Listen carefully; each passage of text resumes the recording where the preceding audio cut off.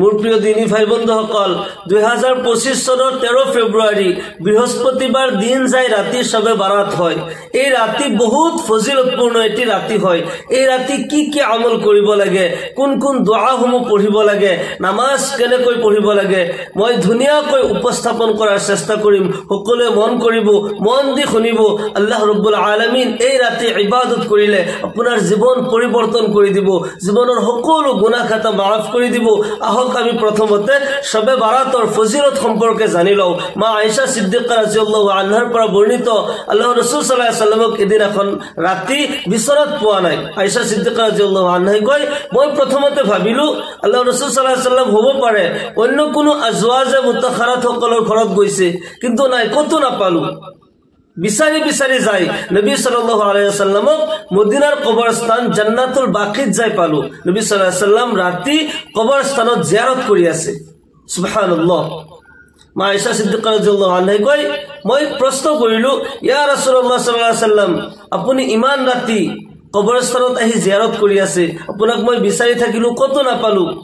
আল্লাহ ৰাসূল সাল্লাল্লাহু আলাইহি ওয়াসাল্লাম কয় হে আয়েশা এই ৰাতি বহুত ফজিলতপূৰ্ণ এটি ৰাতি হয় এই ৰাতি আল্লাহ তাআলাই বহুত গুনাহগাৰ সকলক maaf কৰি দিয়ে কবিলা বানি কালবৰ ছাগলীৰ নুমৰ বৰাবৰ গুনাহগাৰ সকলক আল্লাহ তাআলাই বখশিশ দান কৰে ক্ষমা কৰি দিয়ে সুবহানাল্লাহ অন্যটি রিওয়ায়াতত আহিছে আল্লাহ রাসূল সাল্লাল্লাহু আলাইহি ওয়াসাল্লাম কয় হাল তাদরিনা মা হাযিহিল লাইল হে আয়েশা তুমি জানানে এই রাতি কি হয় আয়েশা সিদ্দিকা রাদিয়াল্লাহু আনহা কয় মা ফিহা ইয়া রাসূলুল্লাহ সাল্লাল্লাহু আলাইহি ওয়াসাল্লাম ইয়া রাসূলুল্লাহ এই রাতি কি হইলো আল্লাহ রাসূল সাল্লাল্লাহু আলাইহি ওয়াসাল্লাম কয় ফিহা আই ইউকতাবা কুল্লু মাউলুদিন মিন বানি আদম ফি হাযিহি সানা ওয়া ফিহা আই ইউকতাবা কুল্লু হালিকিন মিন বানি আদম ফি হাযিহি সানা ওয়া ফিহা তুরফাউ আমালুহুম ওয়া তুনজালু আরযাকুহুম সুবহানাল্লাহ আল্লাহ রাসূল সাল্লাল্লাহু আলাইহি ওয়াসাল্লাম কয় এই ৰাতি এনেকৈ এটি ফজিলতপূৰ্ণ ৰাতি হয় এই ৰাতি এই বছৰটোত যিমান আদম সন্তান জন্ম গ্ৰহণ কৰিব তেওঁলোকৰ লিষ্ট তৈয়াৰ কৰা হয় সুবহানাল্লাহ যিমান মানুহ পৃথিৱীত আহিব তেওঁলোকৰ লিষ্ট বনোৱা হয় আৰু যিমান মানুহ এই বছৰত ইন্তেকাল হ'ব মৰিব তেওঁলোকৰ লিষ্ট তৈয়াৰ কৰা হয় সুবহানাল্লাহ এই ৰাতি অৰ্থাৎ শবে বাৰাতত আমালসমূহ আল্লাহৰ ওচৰত দাঙি ধৰা হয় গোটেই বছৰটোত যোৱা বছৰটোত বান্দাই কি কি আমল কৰিলে তাৰ হে আমলৰ পৰিৱৰ্তে অহা বছৰৰ কাৰণে তাৰ ভাগ্যলিপি তৈয়াৰ কৰা হয় সুবহানাল্লাহ বিহামদিহি এই ৰাতি বহুত ফজিলতপূৰ্ণ বহুত গুৰুত্বপূৰ্ণ এটি ৰাতি হয় এই ৰাতি যেতিয়া আৰম্ভ হয় বেলি অস্ত যায় আল্লাহ রাসূল সাল্লাল্লাহু আলাইহি ওয়াসাল্লাম কয় নাদা মুনাদিন হাল মিন মুস্তাগফিরিন ফাআগফির লাহু হাল মিন সাইলিন ফাউতিয়া লাহু আল্লাহ রাসূল সাল্লাল্লাহু আলাইহি ওয়াসাল্লাম কয় এই রাতি से आरंभ হয় एक पुकारने वाला पुकारता है মাতি মাতি কয় যে কোনোবা আছানে ক্ষমা প্ৰাৰ্থনাকাৰী মই তাক maaf কৰি দিম কোনোবা আছানে সৱালকাৰী প্ৰশ্ন কৰোতা তোমাৰ কি লাগে মোক কোৱা মোৰ ওচৰত বিচৰা তুমি অভাৱগ্ৰস্ত হৈ আছা তোমাৰ অভাৱ মই দূৰ কৰি দিম তুমি পেৰেশানিত পৰি আছা তোমাৰ পেৰেশানি মই দূৰ কৰি দিম তুমি কষ্ট কৰি আছা তোমাৰ কষ্ট মই দূৰ কৰি দিম তোমাৰ মনৰ আশাবোৰ পূৰণ কৰি দিম তোমাৰ দুআসমূহ কবুল কৰিম তুমি কি বিচৰা তুমি যে বিচৰা আজি তোমাক দান কৰা হ'ব তুমি যে বিচৰা তোমাক দি দিয়া হ'ব তুমি ক্ষমা প্ৰাৰ্থনা কৰা তোমাক maaf কৰি দিয়া হ'ব সুবহানাল্লাহ বিহামদি এই ৰাতি বহুত ফজিলতপূৰ্ণ এটি ৰাতি হয় এই ৰাতি আমলসমূহ আল্লাহৰ ওচৰত দাঙি ধৰা হয় আৰু তাৰ আমলৰ পৰিৱৰ্তে ভাগ্যলিপি তৈয়াৰ কৰা হয়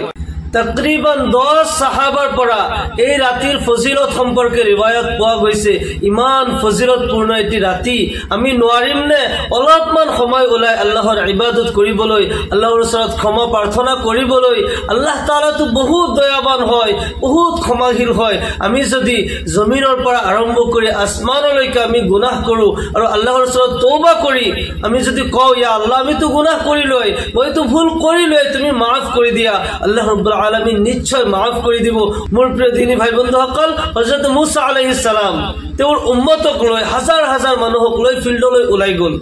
2 ৰাকাত সালাতুল ইস্তিসকা আদায় কৰিলে বৰষুণৰ বাবে 2 ৰাকাত নামাজ পঢ়িলে আল্লাহৰ ওচৰত দোয়া কৰিলে খাল বিল নদ নদী আদি সকলো শুকাই গৈছে পানীৰ কাৰণে সকলো হাহাকাৰ হৈছে আল্লাহৰ ওচৰত দোয়া কৰি আছে এই নামাজ পঢ়ি আল্লাহৰ ওচৰত দোয়া কৰিলে ইয়া আল্লাহ বৰষুণ দিয়া বৰষুণৰ অভাৱত আমাৰ জীৱ-জন্তুবোৰ মৰি আছে লৰা ছোৱালী কান্দি আছে আমি হাবাথুৰি খাই ফুৰিছো ইয়া আল্লাহ আমাৰ প্ৰতি দয়া কৰা তুমি বৰষুণ অৱতীৰ্ণ কৰা আল্লাহ ৰাব্বুল আলামিন গায়বী আৱাজ দি কয় হে মুসা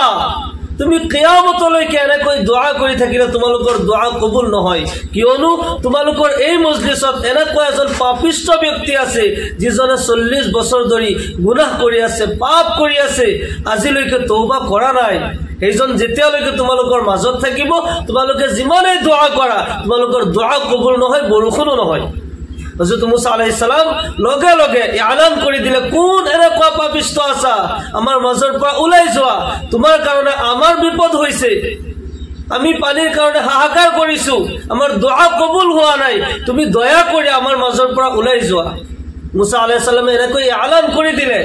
ইজন হিজৰৰ মুখালফা চাই আছে কোন এনেকুৱা পাপিষ্ট যে 40 বছৰ ধৰি পাপ কৰি আছে ইমান পাপিষ্ট ব্যক্তি আমাৰ মাজত আছে নে ইজন হিজৰৰ মুখৰ ফালে চাইছে কিন্তু যিজনে পাপ কৰিছে তেওঁতো জানেই তেওঁ এতিয়া চিন্তা কৰি আছে ইয়া আল্লাহ মই যদি এই হাজাৰ হাজাৰ মানুহৰ আগত যদি ওলাই যাও মই পাপিষ্ট বুলি সকলোৱে মোক চিনি পাব মোক লানত কৰিব সকলোৱে মোক অভিশাপ দিব মই বেইজ্জতি হম এতিয়া তেওঁ কান্দি আছে আৰু দোয়া কৰি আছে আসাইতুকা ৰব্বি 40 সানাতান ফাআমহালতানি ওয়াতিতুকা তায়ান ফাআকবিলনি ইয়া আল্লাহ মই 40 বছৰ যাবত গুনাহ কৰি আছিলো আপুনি মোক মুহলত দিছিলে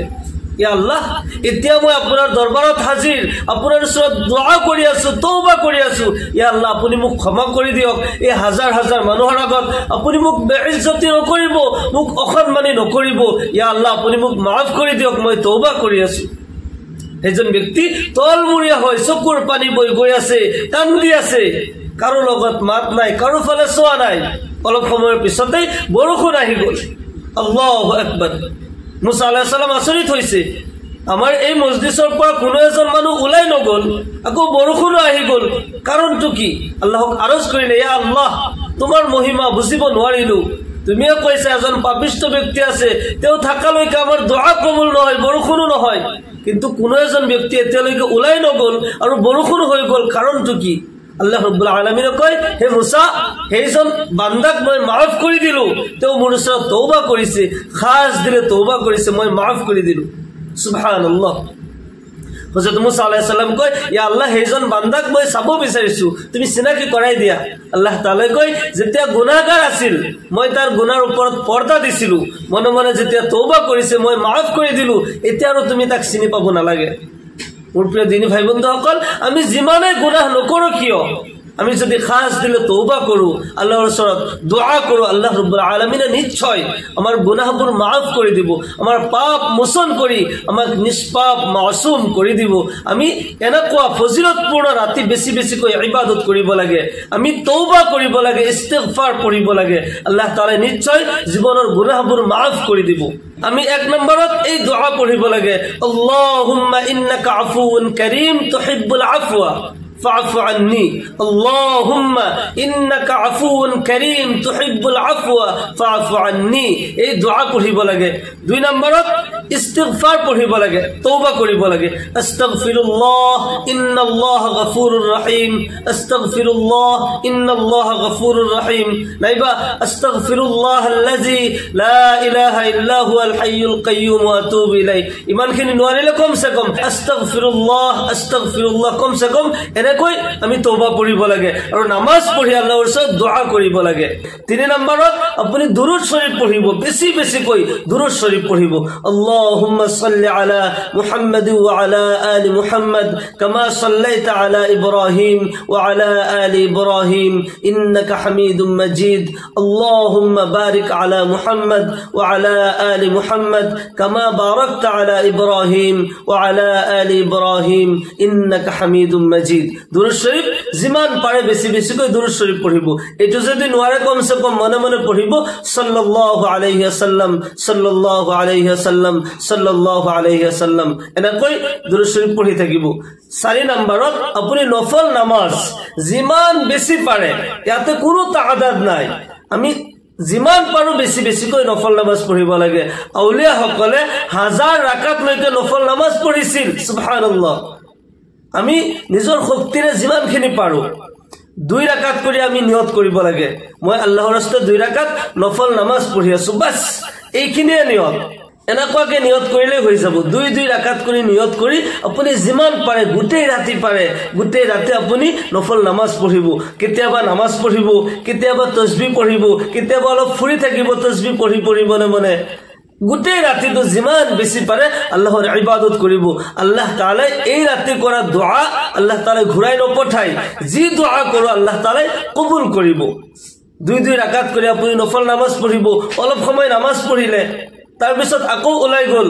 বেছি সময় নামাজ পঢ়ি থাকিলেও আকৌ ভাগৰ লাগি যাব পাৰে অলপমান ফুৰিলে তাসবিহ লৈ হাতত লৈ বা মনে মনে আপুনি তাসবিহ নোলোৱাকৈ আপুনি পঢ়ি থাকিব পাৰে মনে মনে সুবহানাল্লাহ সুবহানাল্লাহ আস্তাগফিৰুল্লাহ আল্লাহু আকবাৰ বা দুৰূদ শৰীফ সাল্লাল্লাহু আলাইহি ওয়াসাল্লাম যিকোনো